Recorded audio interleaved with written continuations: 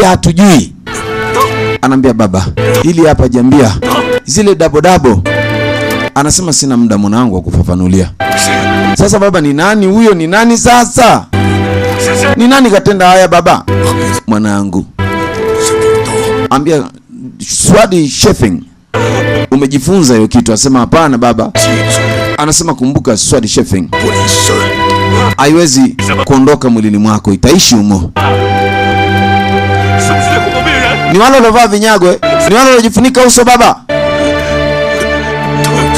Anasema dhambi ya zamani ukileta sasa hivi manake unaharibu familia. Kwa hiyo wewe jilinde na tazama na uende mbele na maisha yako. Kwa hiyo mzee anajua neno kisasi manake ni kwamba hakuna atakayeachwa. Baba, japo kwamba msaafu nasema al-kisasu haq, lakini ukiishi katika umma wa kisasi manake ni kwamba hutakuwa na ukoo wa kuutunza. Na kisasi chenyewe ni cha nini ambacho unachokifanyia wewe? Kwa sababu nafsi ya mzee imekwisha kutoka. Sasa dogo anaambiwa na baba yake kwamba ukichukua maisha ya sasa hivi, yani yaliyopita ukaeleta sasa hivi, manake wewe hutaweza kuishi. Kwa hiyo kama wewe labda mzee Asumani aliuaga babako na wewe umekuwa unaambiwa mzee Asumani aliua babako, kwa hiyo na wewe ukaja ukamuua mzee Asumani. Kwa hiyo watoto wa mzee Asumani pia wakikuwa kubwa watambua aliua baba mzee Asumani ni huyu hapa. Kwa hiyo na wewe tena unauawa.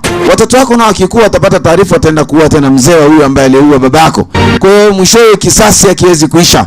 Yaani kisasi ni sawasawa na vita ya dini.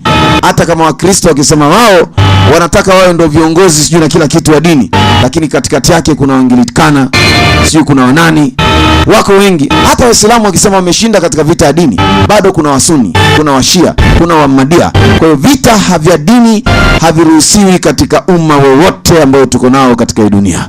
Hauruhusiwi. Kwa hiyo baba alimsihi mwanae kwamba acha kisasi hakifai. Je, ni kweli? Dogo atavunga kwamba babake ameuawa na mamake na mdogo wake anyamaze tu? Alikwenda kufanya mazishi.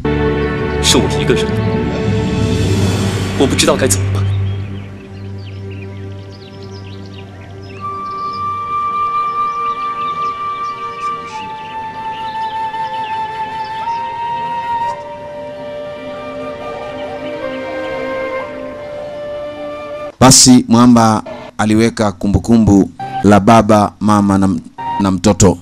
Yani aliwekea kumbukumbu pale wazazi wake. Alimchukua ile farasi mweusi ambaye alikuwa ni wa mzee, huku machozi yakimtoka akiwa amebaki yatima. Anasema bila kujali kwamba baba yake amekufa na vitu vyote vimeshatokea. Sasa katika kijiji chetu haijatokeaga kitu kama hichi. Unajua hii inaitwaga Kruo. Sasa Shu bado ni mdogo na hana baba wa kumuelekeza. Bahati ni kwamba familia yake, yani sio bahati ni kwamba familia yake imeuawa. Kwa hiyo manake lazima huyu mtoto apate kazi hapa katika hii sehemu ya Vinege Pansi panaitwa. Ni bwana mdogo mpendwa, mpenda watu. Kwa hiyo apewe ajira tu hapa. Hakuna namna sasa nyingine, ataenda wapi uchali? Anasema mtafutieni Brother Shu sehemu ambaye ataseto maisha yake. Atakuja kufanya maamuzi akiwa ameshakuwa mtu mzima. Ila kwa sasa asaidiwe kwanza.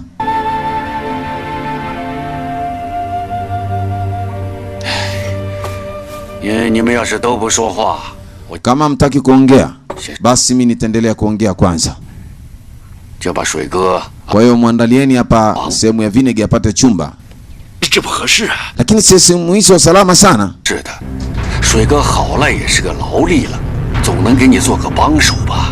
Anaambia huyu ni mtu ambaye baadaye angekuja kukusaidia hata na wewe pia. Kwa hiyo kwa namna yote Chali lazima apewe msaada. Yaani hakuna haja ya kumkimbia au kumwacha kwa sababu ya upweke au familia yake ndio ilikuwa imeangamizwa.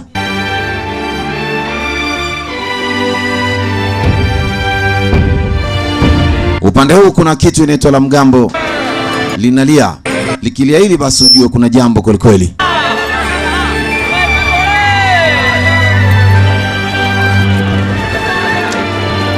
Wale mabwana inasemekana ndio wale ambao walitoka vitani katika hali ya kuangalia mipaka. Asema nauza kinyago, asema nataka imoja. Nipe.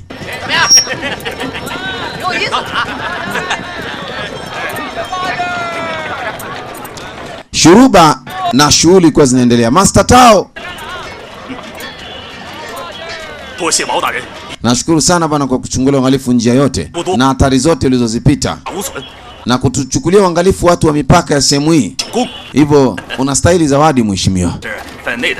Ambaye unakaribishwa, hilo ni jukumu langu. Kwa hiyo kama ofisa lazima niweze kuwalinda wananchi.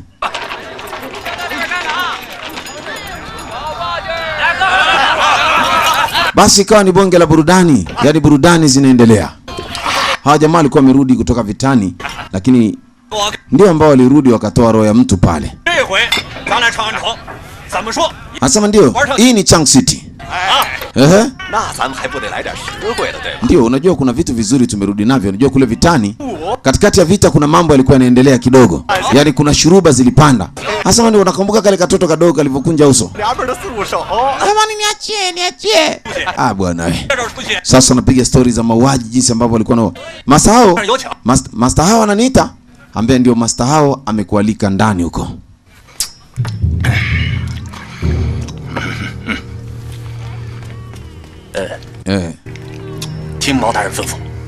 Kuna maelezo yote sema nauliza. Zawadi ambazo ziliandaliwa ziko tayari? Zote ziko tayari. Safi. Na treasure 2 ziko safi pia. Master Mao, don't worry. Hiyo ni safi hiyo. Nenda. Kanywe kinywaji na wenzako mle bata.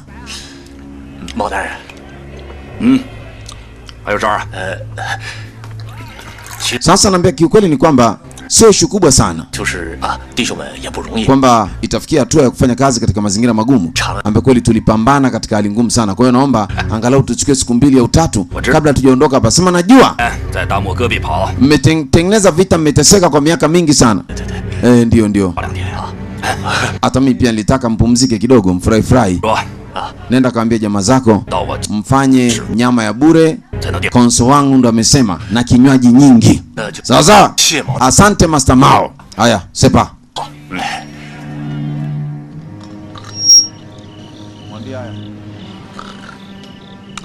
Sasa kasheshe iko hapo. Shuruba.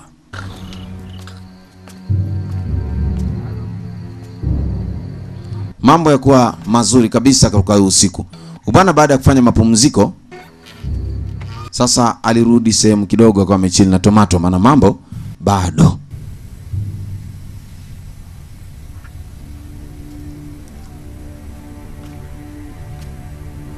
Vitu ambavyo walikuwa wamevipata kwenye vita, kuna chumba moja ya siri ambaye ndiko wanapohifadhi vitu. Sasa ujamaa alikuwa anapeleka hivyo vitu ndani. Ndani kuna mkuu ambaye ni mhasibu wa masalia ya vitu vilivyobakia vitani. Mkienda kupiga vita mkishinda, watu wanachukuaga, sometime wanachukua hata mafarasi, wanabeba wanawake, wanaondoa watoto, wanachukua vitu vya samani. Sema ni nini? Si ndege huyu. Hii inaitwa Jedi Pakon. Hii ni Quillian Mountain.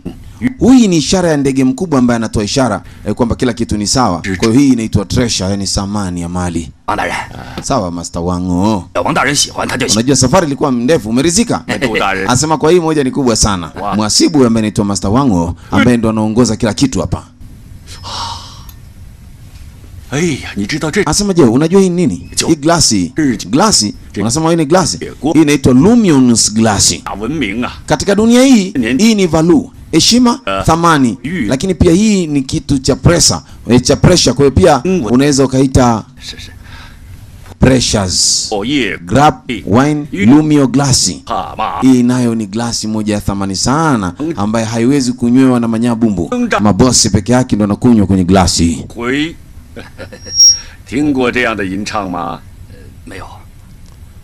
Basi dogo anasema nimeelewa, asante mkubwa, nashukuru.